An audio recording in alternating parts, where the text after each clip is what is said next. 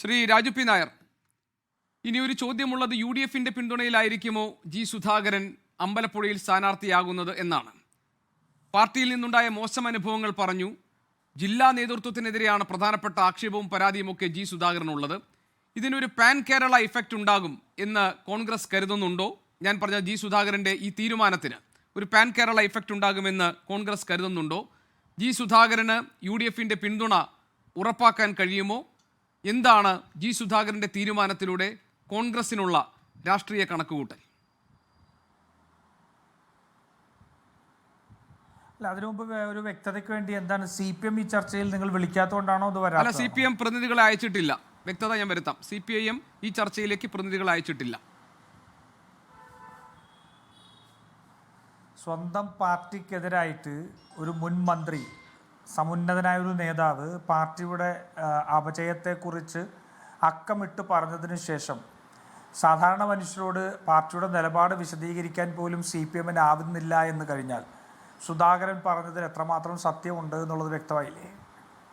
ഈ പാർട്ടി കുറേ സാമ്പത്തിക താല്പര്യം വെച്ച് പുലർത്തുന്നവരുടെ കയ്യിലാണ് ഈ പാർട്ടി എന്നുള്ളതും, ഈ പാർട്ടിയിൽ ഒരു ജനാധിപത്യം ഇല്ലാതെയായിരിക്കും എന്നുള്ളതും, തങ്ങൾക്കിഷ്ടപ്പെടാത്തവരെ പുലഭ്യം പറഞ്ഞും മരിച്ചുപോയ മാതാപിതാക്കളെ അപമാനിച്ചും വരെ തേജോവധം ചെയ്യുന്ന ഉൾപ്പെടെയുള്ളതിന് CPMൻ്റെ ജില്ലാ നേതൃത്വം ഉൾപ്പെടെ അതിന് മുൻകൈ എടുക്കുന്നു എന്നുൾപ്പെടെയുള്ള ആരോപണം ഉന്നയിച്ചിട്ട് കേരളത്തിലെ പൊതുജനങ്ങളോട് CPMന് പറയാനൊരു മറുപടിയില്ല എന്ന് പറഞ്ഞാൽ എത്രമാത്രം CPM പ്രതിരോധത്തിലാണ് ജി സുധാകരൻ്റെ തീരുമാനത്തോടെ എന്നുള്ളത് വളരെ വ്യക്തമായി മാറി കഴിഞ്ഞിരിക്കുക. അപ്പോൾ അതുകൊണ്ട് ഞങ്ങളെ സംബന്ധിച്ചിടത്തോളം ഇത് ജി സുധാകരൻ എന്ന് പറയുന്നത് ഒരു വ്യക്തിയല്ല. ഇന്ന് കേരളത്തിൽ അങ്ങോളം ഇങ്ങോളം നടന്നുകൊണ്ടിരിക്കുന്ന CPMൻ്റെ ഈ ഏകശിലാരൂപത്തോടുള്ള അഹങ്കാരത്തിനും അഹംഭാവത്തോടുകൂടി ഏകാധിപത്യത്തോടും കൂടി കമ്മ്യൂണിസ്റ്റ് മൂല്യങ്ങളെ മുഴുവൻ ഇല്ലാതെയാക്കി തീവ്ര വലത് കക്ഷിയായിട്ട് മാറിയ CPMൻ്റെ നയവ്യതിയാനത്തിൽ നിന്ന് നല്ല കമ്മ്യൂണിസ്റ്റുകാർക്ക് ഇനിയും ഈ പാർട്ടിയോടൊപ്പം നിൽക്കാൻ കഴിയില്ല. അതല്ലെങ്കിൽ ഈ പാർട്ടിയെ തിരുത്താൻ കഴിയാത്ത അത്ര വലിയ ആ പടുകുഴിയിലേക്ക്, അപജയത്തിൻ്റെ പടുകുഴിയിലേക്ക് ഈ പാർട്ടി പോയിരിക്കുന്നു എന്നുള്ളതിൻ്റെ ഏറ്റവും വലിയ തെളിവാണ് 63 വർഷത്തെ രാഷ്ട്രീയ പാരമ്പര്യം ജി സുധാകരൻ ഉപയോഗിക്കുന്നത്. അദ്ദേഹം മത്സരിക്കുന്നു, കോൺഗ്രസ് എന്ത് നിലപാടെടുക്കുന്നു എന്നെല്ലാം നേതൃത്വം തീരുമാനിച്ച് കഴിയുമ്പോൾ ഞങ്ങൾക്ക് പറയാൻ പറ്റും. പക്ഷേ ഇപ്പോൾ ഏറ്റവും പ്രധാനപ്പെട്ട പ്രശ്നം ഇതാണ്. നോക്കൂ, കേരളത്തിലെ അങ്ങോളം ഇങ്ങോളം ഇന്ന് CPMന് സംഭവിച്ചുകൊണ്ടിരിക്കുന്നതാണ്. CPM സഹയാത്രികരും എത്ര പേരാണ് ഈ കഴിഞ്ഞ ദിവസങ്ങൾക്കുള്ളിൽ രാഷ്ട്രീയ നിലപാട് മാറ്റി? അല്ലെങ്കിൽ ഞാൻ താങ്കൾ ആ ഭാഗം പറയുന്നതിന് മുൻപ് ഞാനൊരു കാര്യം ചോദിച്ചോട്ടെ? അല്ല, ഞാൻ ചോദിച്ച ഒരു പർട്ടിക്കുലർ ക്വസ്റ്റ്യൻ ഉണ്ടായിരുന്നു. അതായത് ഇതിനൊരു പാൻ കേരള ഇഫക്റ്റ് ഉണ്ടാകുമെന്ന് കോൺഗ്രസ് കരുതുന്നുണ്ടോ? ഇതിൽ കോൺഗ്രസിനുള്ള രാഷ്ട്രീയ കണക്ക് കൂട്ടൽ എന്താണ്? അതൊന്ന് താങ്കൾ പറഞ്ഞിട്ട് താങ്കൾ ഈ ഭാഗം വിശദീകരിച്ചോളൂ. അത് തന്നെയാണ് ഞാൻ പറയുന്നത്. ശ്രീ ജി സുധാകരൻ ഇന്ന് ഉയർത്തിവിട്ടത് പല ഘട്ടങ്ങളിൽ പല CPMൻ്റെ നേതാക്കന്മാർ ഉയർത്തിവിട്ട പ്രശ്നങ്ങൾ തന്നെയാണ്. നോക്കൂ, എന്തുകൊണ്ടാണ് ശ്രീ സച്ചിദാനന്ദൻ പറഞ്ഞത് ഈ പാർട്ടി അപജയത്തിലാണ്, ഇനി ഈ പാർട്ടി തിരിച്ചു വന്നു കഴിഞ്ഞാൽ പാർട്ടി തന്നെ ഇല്ലാതെയായി പോകും എന്ന് പറയുന്ന അവസ്ഥയുണ്ടായത് എന്തിനാ? എന്തുകൊണ്ടാണ് B ഹസ്കർ മറിച്ചൊരു നിലപാടെടുത്തത്? എന്തുകൊണ്ടാണ് മറ്റ് CC മുകുന്ദൻ മുതൽ ഇങ്ങോട്ടേക്കുള്ള എത്രയോ CPMൻ്റെ നേതാക്കന്മാരും CPIയുടെ നേതാക്കന്മാരും ഇന്ന് ആ ഇടതുപക്ഷത്തിൽ നിന്ന് മാറുന്നത്? കേരളത്തിൻ്റെ രാഷ്ട്രീയം മാറിക്കൊണ്ടിരിക്കുകയാണ്. കേരളത്തിൻ്റെ രാഷ്ട്രീയം എന്നും ഇടതുപക്ഷ രാഷ്ട്രീയമായിരുന്നു കേരളത്തിൽ. കോൺഗ്രസും CPMും തമ്മിലുള്ളപ്പോഴെല്ലാം കോൺഗ്രസും CPM തമ്മിലുണ്ടായിരുന്നത് സാമ്പത്തിക കാര്യങ്ങളിൽ ഉൾപ്പെടെയുള്ള വിയോജിപ്പുകളായിരുന്നു. അത് നമ്മളൊക്കെ ഘാട്ട് കരാറിനെ സംബന്ധിച്ചും ASEAN കരാറിനെ കുറിച്ചൊക്കെ നമ്മൾ തമ്മിൽ പരസ്പരം പോരടിച്ചിട്ടുണ്ട്, പരസ്പരം മുദ്രാവാക്യങ്ങൾ വിളിച്ചിട്ടുണ്ട്, കവലകളിൽ നിന്ന് പ്രസംഗിച്ചിട്ടുണ്ട്. അങ്ങനെ കേരളത്തിൻ്റെ പൊതു രാഷ്ട്രീയം ഇടത് രാഷ്ട്രീയം, അത് CPM അല്ല, ഇടത് രാഷ്ട്രീയമാണ്. ഇന്ന് സംഭവിച്ചുകൊണ്ടിരിക്കുന്നത് കഴിഞ്ഞ 10 വർഷത്തിനുള്ളിൽ നമ്മൾ സെൻറ്റർ എന്ന് പറയുന്ന പൊളിറ്റിക്കൽ സ്പെക്ട്രത്തിലെ സെൻറ്റർ എന്ന് പറയുന്നത് ഇന്ന് മാറിയിരിക്കുന്നു, ലെഫ്റ്റ് എന്ന് പറയുന്നത് മാറിയിരിക്കുന്നു. ഇന്ന് ഇടതുപക്ഷം കോൺഗ്രസ് ആണെന്നുള്ളത് ജനങ്ങൾ തിരിച്ചറിയുകയാണ്. അത് പിണറായി വിജയൻ നേതൃത്വം കൊടുക്കുന്ന CPM ഇന്ന് തീവ്ര വലതുപക്ഷമായിട്ട് മാറിക്കൊണ്ടിരിക്കുകയാണ്.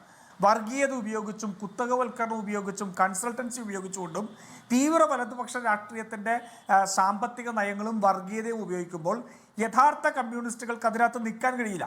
ആ യഥാർത്ഥ കമ്മ്യൂണിസ്റ്റുകൾക്ക് ഇന്ന് CPMനോടൊപ്പം നിൽക്കാൻ കഴിയാത്ത ആൾക്കാരുടെ മുന്നിൽ പോകുന്നവരും ഇനി വരാനുള്ളവരുടെയും നേതാവായി ജി സുധാകരൻ മാറുന്നു എന്നുള്ളതാണ് പാൻ കേരള എഫക്റ്റ്. ഈ ഇത്രയും നാളും ഇനി ഇത് ഇടതുപക്ഷമല്ല, ഈ വർഗീയ പാർട്ടിയോടൊപ്പം ഈ കുത്തകളുടെയും കൺസൾട്ടൻസികളുടെയും ഭരണത്തോടൊപ്പം ഞങ്ങൾക്ക് നിൽക്കാൻ കഴിയില്ല, ഞങ്ങൾ യഥാർത്ഥ ഇടതുപക്ഷ ചിന്തകരാണ് എന്ന് ചിന്തിക്കുന്നവർക്ക് ഇതുവരെ വന്നവരും ഇനി വരാനിരിക്കുന്നവർക്കും നേതൃത്വം കൊടുക്കാൻ പോകുന്ന ആളാണ് ജി സുധാകരൻ. അത് ആ നേതൃത്വം ഒരു കാര്യം ശ്രീ രാജു പി നായർ അദ്ദേഹത്തിന്റെ വാർത്താ സമ്മേളനത്തിൽ ഒരു പ്രസക്തമായ 2 കാര്യങ്ങൾ താങ്കൾ ശ്രദ്ധിച്ചോ? ഒന്ന്, അദ്ദേഹം പറഞ്ഞത് ഞാൻ കമ്മ്യൂണിസ്റ്റ് പാർട്ടിക്കോ അതായത് ഏതെങ്കിലും ഒരു രാഷ്ട്രീയ പ്രസ്ഥാനത്തിലേക്കില്ല, ഇനി ഒരു രാഷ്ട്രീയ പാർട്ടിയിലേക്കുമില്ല, വിശ്വസിച്ച് വന്നത് ഇടതുപക്ഷ ആശയങ്ങളെയാണ്. അതുമായി ബന്ധപ്പെട്ട കാര്യങ്ങളിൽ അദ്ദേഹത്തിന് പ്രധാനപ്പെട്ട വിമർശനങ്ങളുള്ളത് ജില്ലാ നേതൃത്വത്തിനോടും അദ്ദേഹത്തെ കൈകാര്യം ചെയ്ത രീതിയോടുമാണ്.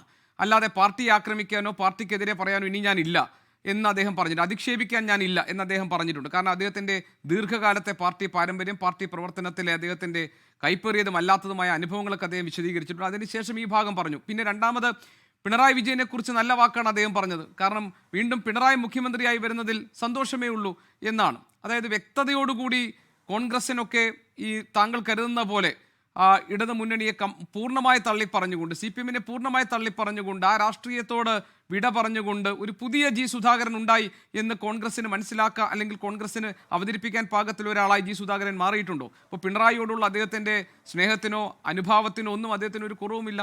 പാർട്ടിയെ ആക്രമിക്കില്ല എന്നാണ് അദ്ദേഹം പറയുന്നത്. അദ്ദേഹത്തിനുണ്ടായ ചില വ്യക്തിപരമായ വിഷമങ്ങളും വിഷമതകളും ഒക്കെയാണ് അദ്ദേഹം ഇന്ന് പങ്കുവച്ചത്. ശ്രീ ഗോപികൃഷ്ണൻ, അദ്ദേഹം വളരെ പരിണിതപ്രജ്ഞനായിട്ടുള്ള, വളരെ കാൽക്കുലേറ്റഡ് ആയിട്ടുള്ള വാക്കുകൾ ഉപയോഗിക്കാൻ കഴിയുന്ന, നല്ല രാഷ്ട്രീയം പ്രയോഗിക്കാൻ കഴിയുന്ന ആളാണ്. നാളെ അമ്പലപ്പുഴയിൽ സ്വതന്ത്ര സ്ഥാനാർത്ഥിയായിട്ട് മത്സരിക്കാൻ പോകുന്ന ആൾ ആ പാർട്ടിയെ മുച്ചൂടും നശിപ്പിക്കാൻ വേണ്ടി ഞാൻ പ്രതിജ്ഞ എടുത്തിറങ്ങുകയാണ് എന്ന് പറയുന്ന അബദ്ധം അദ്ദേഹം കാണിക്കില്ല. സ്വതന്ത്രമായിട്ട് മത്സരിക്കാൻ പോവാണ്. അദ്ദേഹത്തിന് കിട്ടേണ്ട യഥാർത്ഥ വോട്ട് ബേസ് ഇന്ന് CPM-ൻ്റെ വോട്ട് ബേസുമാണ്. അപ്പോൾ അതുകൊണ്ട് അദ്ദേഹം ഈ പാർട്ടിയെ എല്ലാം മറ്റേ മോഹൻലാലും ശ്രീനിവാസനും കൂടി തലയിൽ കൈവച്ച് പ്രാഗിയതുപോലെ പ്രാഗിയിട്ട് ഇറങ്ങിപ്പോരുക എന്നുള്ള രാഷ്ട്രീയമായ ഒരു മണ്ടത്തരം അദ്ദേഹം കാണിക്കില്ല. അദ്ദേഹം വളരെ ചാതുര്യത്തോടു കൂടി വളരെയധികം കാൽക്കുലേറ്റഡായിട്ട് നിൽക്കാൻ കഴിയുന്ന ഒരാളാണ്. ഒന്ന്.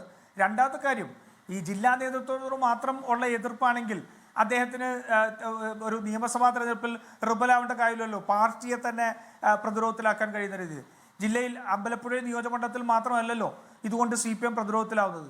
മുഴുവൻ കേരളത്തിലും CPM പ്രതിരോധത്തിലാകുമ്പോഴല്ലേ ജി സുധാകരൻ്റെ പേരിൽ ഞങ്ങളെപ്പോഴും ഞങ്ങളുടെ പിന്തുണയുണ്ടോ ഇല്ലയോ എന്തു ആയിക്കോട്ടെ, പക്ഷെ ഞങ്ങൾ ഉപയോഗിക്കാൻ പോകുന്ന ഒരു നല്ല വടിയല്ലേ ജി സുധാകരൻ എന്നുള്ളത്. മൂന്നാമത്തെ കാര്യം, കേന്ദ്ര കമ്മിറ്റി അംഗം വരെ വീട്ടിലെത്തിയല്ലോ.